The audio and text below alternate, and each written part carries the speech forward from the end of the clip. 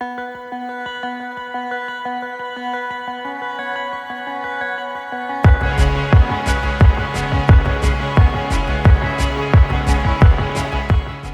this is one of the most photographed spots in Towcester.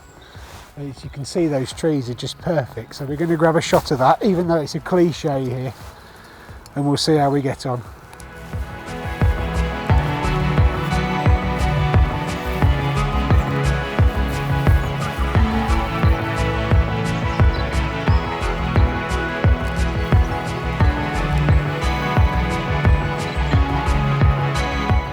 Got a couple of shots there, but there are some people in the way. Unfortunately, it's just too cold to stand out. This site probably doesn't look very remarkable from this angle. You've got a lovely sweeping view across to the racecourse, which has been there a good number of years. Just going to turn the camera around slightly. Now this is the buzz in Towcester at the moment. This is the Towcester Mound. It was renovated in 2012, a couple of years ago now. But that's actually the remains of a Motte and Bailey castle, and we're quite lucky to have that. Some people call it a burial mound, but I think strictly it was actually a defensive mount point. And you can see the St Lawrence Church just over to the left, which is again an incredibly stunning building. So rumour has it that the church doors, they're big wooden heavy oak doors, have actually got marks in from the Civil War. The most amazing thing though is that recent archaeological finds in this area place Towcester all the way back to the Mesolithic, which means it's the oldest continually inhabited town in Northampton. So I thought I'd bring you a bit closer to the mound so you can see exactly what it's all about. They actually renovated this in 2012 and made it the central focal point of this area of Towcester. There's not much you can do with this land because it's got watercourses along three sides, and it does tend to flood if there's heavy rain. That happened a few years ago and it was quite horrific. But they've done a good job with the mound. You can imagine if you're an opposing army when this was built originally, and you come against this with there would have been a big castle on top of it.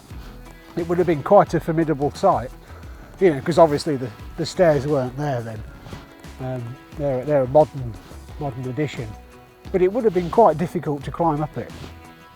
So they've done a good job. I think we'll have a picture of that.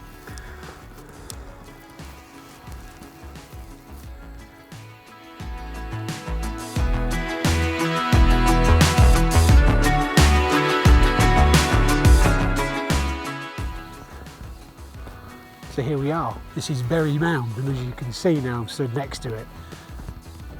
It's quite an obstacle to get you and your army up, especially when you've got to battle this slope and then still get into the castle at the top.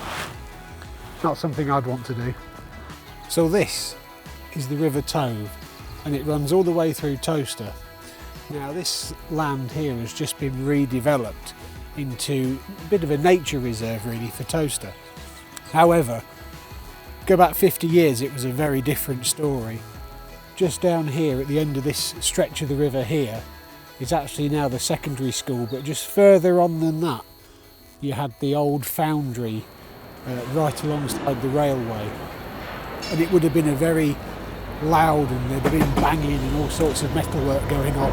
60-ton locomotives whizzing past down the end there would have had a very different feel to it.